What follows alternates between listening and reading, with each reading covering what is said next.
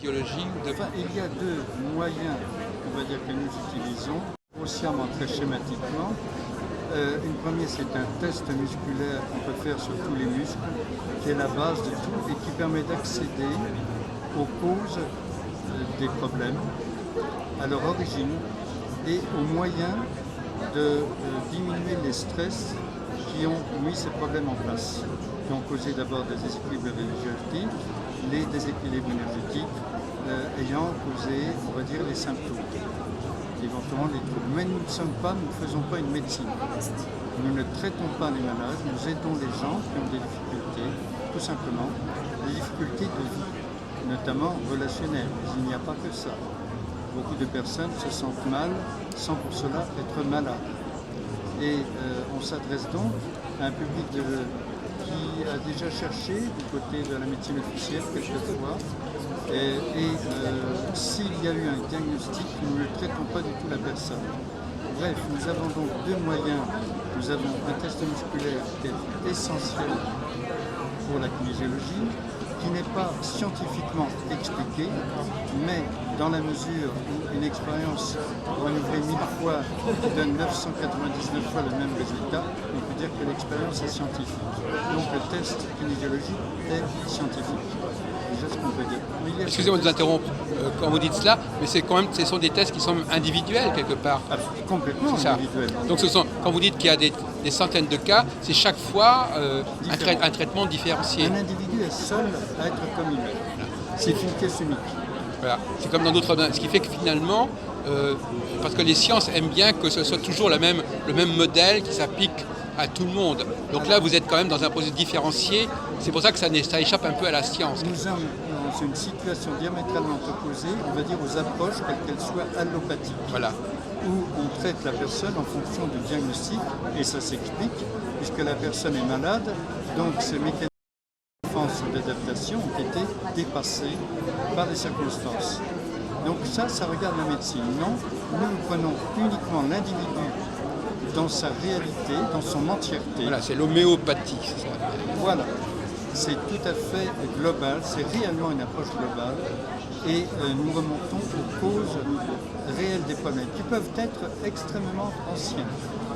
Voilà. Les causes. Anciennes dans la vie de la personne ou anciennes dans sa généalogie? Dans la vie de la personne. Mais ça peut remonter aux générations voilà, supérieures, c'est évident.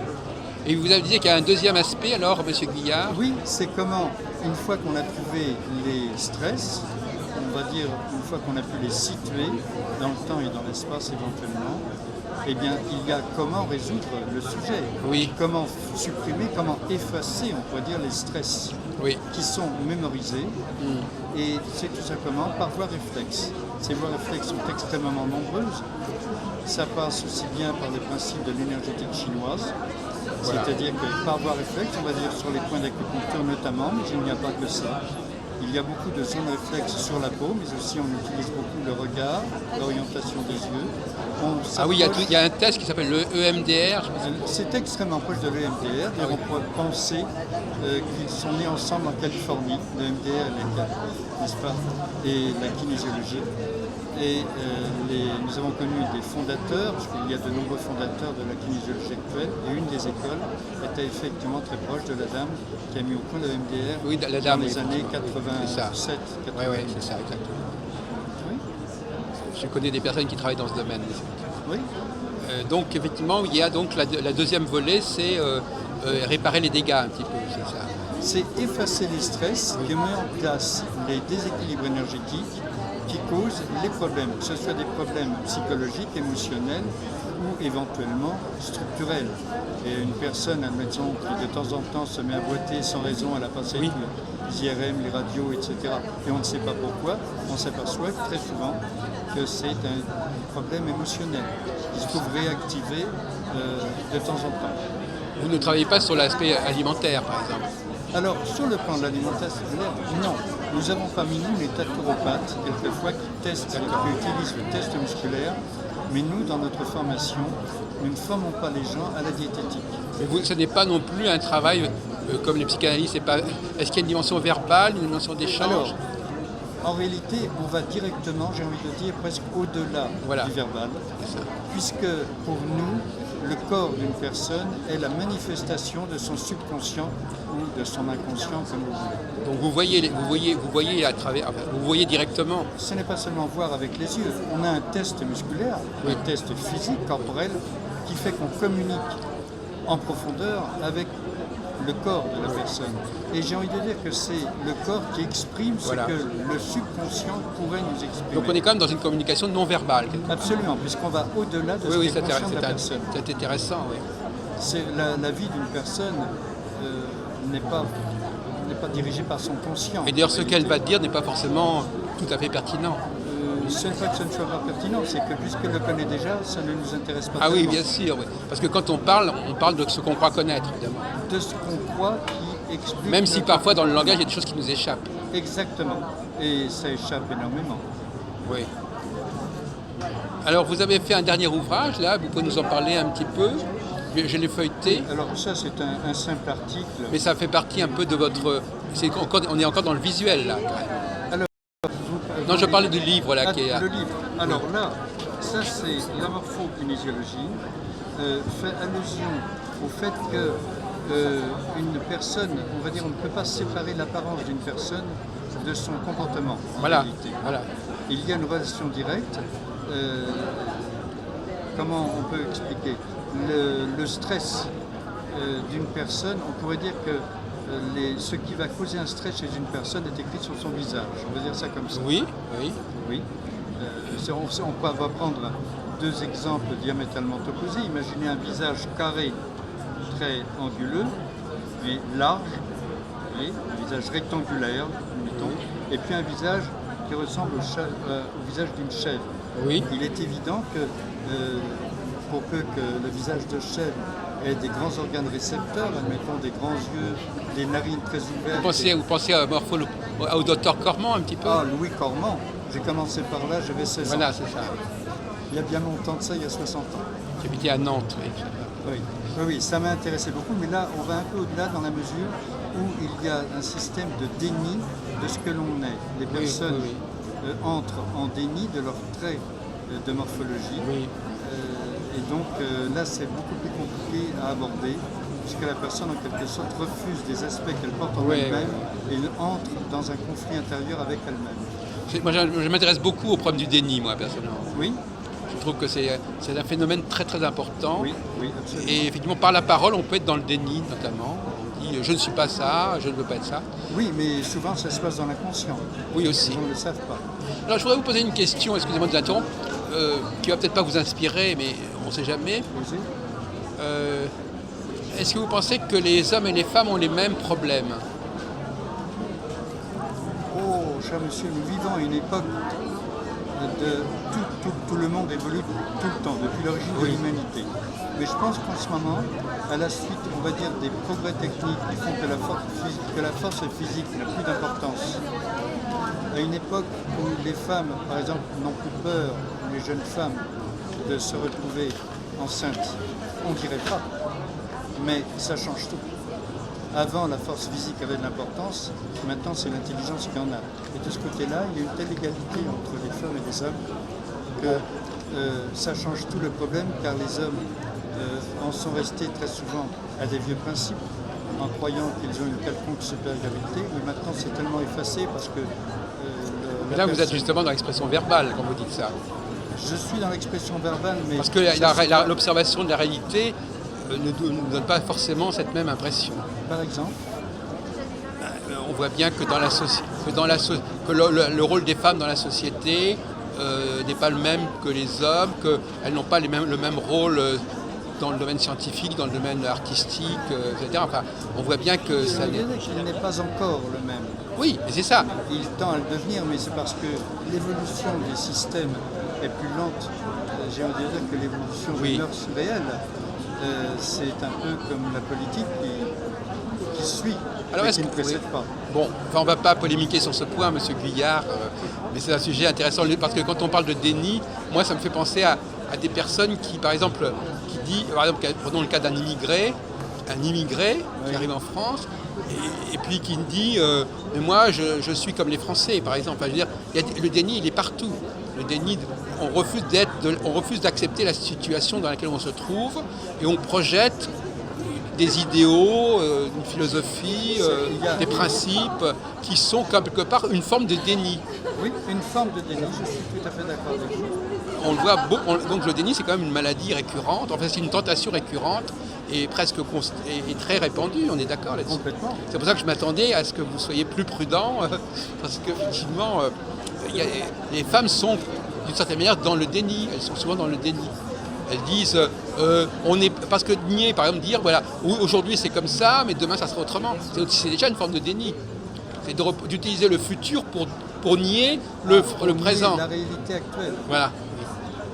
C'est vraiment une question à développer. Voilà, non mais je voulais vous dire que c'est une piste intéressante. C'est une très intéressante. Mais je suis parfaitement d'accord avec vous, surtout que effectivement, alors je voudrais rebondir là-dessus, il me semble que les femmes attachent beaucoup plus d'importance à la dimension verbale que les hommes. On le voit bien, elles communiquent énormément par le verbe. J'aurais envie de plaisanter sur le sujet. Voilà. Je veux dire, elles parlent beaucoup plus, ça ne veut pas dire qu'elles y attachent plus d'importance. Non, mais elles ont besoin, quand vous mettez elles dépensent beaucoup plus d'énergie à communiquer, à parler entre elles, et finalement la réalité ne leur apparaît sous. Vous connaissez la fameuse. Qu'est-ce que c'est qu'un aveugle? Un aveugle, c'est quelqu'un qui ne connaît la réalité que parce qu'on en dit. En kinésiologie, ce ne serait pas bon d'être un aveugle, on est d'accord? En kinésiologie, on peut être aveugle. Parce qu'on peut toucher, on ne verra pas. Le sens du est plus important que le sens de la Oui, vue. mais vous combinez les deux quelque part. Oui, mais si vous faites allusion à la morphokinésiologie, la personne, on lui mettra un miroir, on lui demandera de regarder tel aspect de son visage, par exemple. C'est elle qui a besoin d'être voyante. Oui. Le praticien n'a pas besoin de l'être. Ah oui. Le praticien est informé de ce qui va faire avancer son client, son consultant, par le test musculaire. Par le test musculaire. Par le test musculaire. Le test musculaire est comparable à une boussole pour un navigateur. Oui. Il ne quitte pas la boussole des yeux. Autrement dit, un bon kinésiologue va tester constamment son client pour savoir ce qu'il doit faire et même ce qu'il doit dire. On peut dire qu'une certaine manière, c'est le développement de toucher le pouls, de tâter le pouls. Mais au départ, je dis ça comme ça. Mais vous avez complètement raison.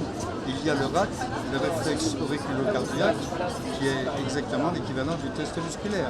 De même pour les ostéopathes, le mouvement respiratoire primaire donne des indications très précises à un vrai ostéopathe, quelqu'un qui ferait de l'ostéopathie crânienne, pour les qualifier de fluidique. Tout cela, ce sont des moyens d'aller dans la réalité de la personne, bien au-delà de son conscient. Mais ce qui me paraît important, en fin de compte, pour essayer de comprendre ce que vous dites, quelque part, la kinésiologie fait évoluer les situations. Complètement. C'est pour ça que vous avez une certaine foi dans l'avenir, oui. Puisque vous avez le sentiment de pouvoir faire débloquer les choses. Oui. Donc les choses peuvent être autrement que ce qu'elles n'étaient. C'est votre schéma de pensée. Le changement. Voilà. C'est le changement. Vous êtes un moteur de changement, vous êtes un vecteur de changement. Absolument. Et nous avons une grande souplesse, j'ai envie de dire, et nous sommes très ouverts à tous les changements possibles pour la personne. Alors est-ce que la personne, elle va changer physiquement ou dans son visage ou dans sa façon? Elle va changer, c'est ça que je voulais vous dire. Mais elle va changer dans son comportement, elle va changer dans ses goûts. Par exemple, vous avez fait allusion tout à l'heure à l'alimentation. Beaucoup de personnes nous disent « Ah ben vous savez, bizarrement, depuis quelques mois, j'ai beaucoup moins envie de manger tel aliment. » Oui. Je pense à la viande rouge, par exemple. Oui. Et bon, mais qu'est-ce que vous mangez? Oh ben je mange plus de fromage, plus de poisson. Bon, voilà, mais on ne fait pas de commentaires, on ne donne pas de conseils diététiques. On assiste simplement à des modifications on va dire, du comportement. Ce sont des signes que les choses avancent. Ce sont des signes, exactement. On est bien d'accord. Oui. Et donc finalement, comment devient-on kinésiologue? Alors il faut avoir des dons particuliers? Non, ce n'est pas une affaire de dons. Je crois que s'il faut avoir un don, c'est l'intérêt pour son prochain, s'intéresser aux humains. Ça, c'est un don. Quelquefois, on est tellement égocentré, des gens qui ne s'intéressent pas du tout aux autres. Parce qu'aujourd'hui, vous savez qu'on a développé des machines, soi-disant, qui sont capables de... Vous mettez votre main dans la machine. Est-ce que vous n'utilisez pas d'appareil? Vous savez, moi j'étais kinésithérapeute, il y a bien longtemps que ça, et quand on me proposait des appareils, je n'ai pas été longtemps, j'ai été pendant 15 ans. Mais quand les gens, on va dire les commerciaux me proposaient des appareils, j'appelais ça, je leur parlais de leur machine à aspirer le pognon et à refouler les scrupules. Oui. Vous voyez le genre? Mais donc finalement, Je n'utilise pas d'appareil. nous sommes notre propre appareil. Enfin, Évidemment. Vous êtes vous-même un radar, un scanner. Nous sommes un scanner, mais nous passons par le test musculaire. On peut tester votre bras, votre jambe, vos orteils, vos doigts, n'importe quoi, n'importe quel muscle. Et nous passons exclusivement par le test musculaire pour accéder à ce qui peut aider la personne exclusivement. Oui, ce qui est sympathique, c'est que non seulement vous placez par le test musculaire, mais vous ne captez la personne que sur ce plan-là.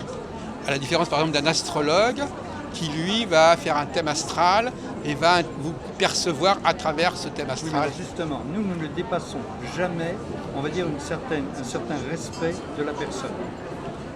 Avec une date de naissance, on peut savoir un tas de choses sur la personne. Nous, on ne va que là où la personne nous y autorise. Ah, d'accord. On n'excède jamais, il y a des limites à ne pas dépasser et que nous ne dépassons pas. Vous pensez qu'il y a des disciplines qui sont amenées à le faire? Oui, mais je ne ferai aucun commentaire parce que je ne veux pas me faire des ennemis. Non, mais d'accord, mais À partir du moment où on manipule justement par la parole, il y a deux hémisphères et je pense qu'il peut y avoir très nettement une injection verbale de fait lorsque la personne est dans un état d'ouverture. Suggestion même, on va dire. Oui, c'est le mot juste, je suis d'accord avec vous, mais tout dépend de l'éthique du professionnel. Oui. Et l'éthique du professionnel, pour moi, est capitale et ça fait partie Alors de notre pourrions-nous enseignement. dire comment s'est construite cette discipline? Oui. Quels ont été les obstacles qu'elle a rencontrés enfin, je ne sais pas. Alors, vous avez une petite idée quand même de son histoire. Oui, bien sûr, ça a et commencé de ses... au début du XXe siècle. Ah oui, d'accord, ça fait 100 ans à peu près. Oui, c'est ça, exactement. Mais le mot date de 1865. Ah oui. Exactement. Oui. Mais le mot, 150 ans. oui, mais c'était simplement l'étude du mouvement. Ah oui. Les réflexologies qui sont inclus dans la formation, il s'agit de réflexologie, sont nées dans les années 1905-1910 bien, oui. dans le milieu des ostéopathes, notamment aux États-Unis, mais aussi en Europe, en Autriche. Oui. Et puis ça s'est développé très vite et on arrive dans les années 50. Alors quand je dis les réflexologies, je ne vais pas rentrer dans le détail, mais il y en a vraiment plusieurs. Oui. Et on arrive à un moment où un ostéopathe a développé la notion qu'avec les tests musculaires, il a mis une relation certains muscles avec certains méridiens d'acupuncture. Ah. Et ça ne se limitait pas aux méridiens d'acupuncture, c'était une véritable, on va dire, entité globale qui incluait un comportement aussi bien alimentaire, d'ailleurs une tendance, qu'un comportement psychologique dans le monde des relations. Et aussi, évidemment, un comportement de santé physiologique. C'est-à-dire qu'il y a des méridiens, vous savez, en relation avec les organes, les entrailles, Oui, etc. oui, bien sûr, oui. Donc, cet ostéopathe extrêmement connu a mis au point cela. Il a formé énormément d'autres personnes qui elles-mêmes ont développé chacune leur branche. Parmi ces personnes, il y avait des médecins, que ce soit des orthopédistes ou autres, des neurologues, mais aussi des enseignants et puis des psychologues.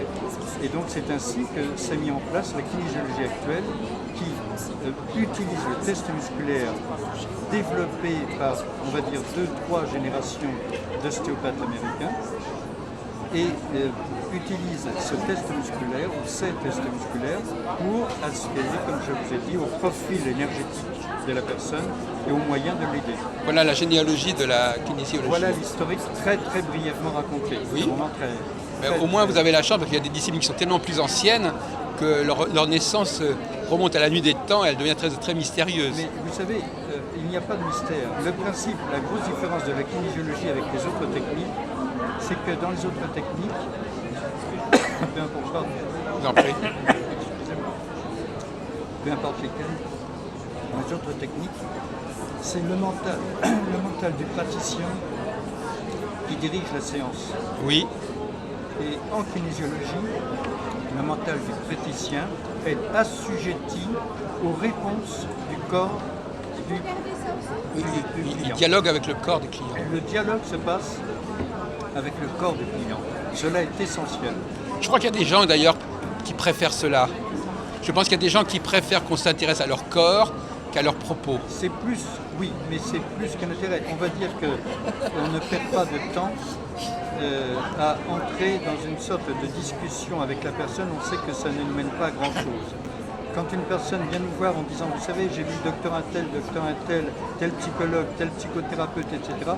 Moi, je leur dis, bon, vous leur avez déjà dit tout ça? Oui, oui, je leur ai dit. Bon, ça n'a rien changé, alors c'est pas la peine de me le dire. On va aller droit au but, on va gagner du temps. Ouais. Et je dis cette phrase-là plusieurs fois par semaine. Oui, oui. Tout le monde gagne du temps. Oui, oui, c'est cela, parce qu'on est trop habitué. Mais c'est effectivement, on revient à cette question. On est dans une société où les gens adorent raconter des trucs, expliquer des... Et en plus, comme vous disiez vous-même, il y a des choses qui existent mais qui ne s'expliquent pas. Oh là là, oui. Parce que justement, la kinésiologie, elle ne peut pas tellement s'expliquer par le verbe, en quelque part. Il y a quelques années, j'ai demandé à un ami, d'ailleurs je l'ai mis dans un livre, mais il n'est pas là ce bouquin, de me faire un dessin. Si on voit un homme habillé à la façon de Louis XIV, à l'époque de Louis XIV, il est sous un pommier, il y a des pommes qui tombent. C'est Newton, oui, c'est ça. C'est Newton, exactement. Et le commentaire, c'est est-ce que avant Newton, les pommes tombaient déjà des arbres? Oui. On ne savait pas pourquoi, mais elles tombaient quand même. Oui. Nous, on est en plein dans ce secteur-là de réflexion. On utilise des techniques extraordinairement efficaces de réflexologie et d'exploration de l'être humain. Mais scientifiquement, on ne l'explique pas, mais on constate. Mais alors quand même, je voudrais quand même avancer un petit peu plus. Oui. Quelle est l'hypothèse qui est sous-jacente, qui fait que ça fait sens de toucher le corps? C'est pas touché, monsieur. Palper. Vous avez déjà vu un test? Je ne suis pas sûr, non. Je vais voir s'il y a quelqu'un ici.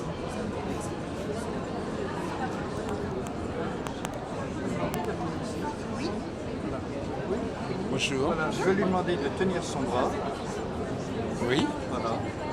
Et puis, je vais envoyer un message au cerveau en rapprochant les fuseaux neuromusculaires du muscle qui maintient le bras comme ça. C'est le deltoïde antérieur ici. Voilà. Je vais pincer à travers le vêtement. Je ne lui fais pas mal. Et là, est-ce que vous voyez que le bras descend? Oui. Vous voyez? Maintenant, je vais envoyer une information contraire, c'est-à-dire j'éloigne les fuseaux neuromusculaires. Ça, c'est connu en médecine depuis un siècle. Oui. Et là, je teste, vous voyez, j'appuie, mais son bras ne bouge pas de tout. Oui, c'est une expérience. C'est un test musculaire. Alors, je prends ce qu'il y a de plus classique et ne limitez surtout pas la kinésiologie Non. cela. Simplement, ce que je vous montre, c'est ce qu'on trouve dans les bouquins, même maintenant. D'accord. Et donc, ma question, c'était qu'est-ce qui fait que ça se passe comme ça? C'est le... Eh bien, dès qu'il y a un stress, on va dire que s'il y a... Vous interrogez le corps, donc quelque part le corps il a une mémoire, il a quelque chose à dire. Évidemment. Oui.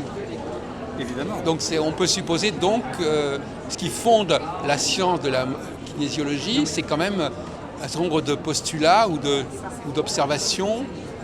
Je dirais autrement les choses. Je dirais que si, par exemple, vous avez un coup de fil et on vous apprend une mauvaise nouvelle, vous allez dire, par exemple, donnez-moi une chaise, j'ai les jambes qui flageolent.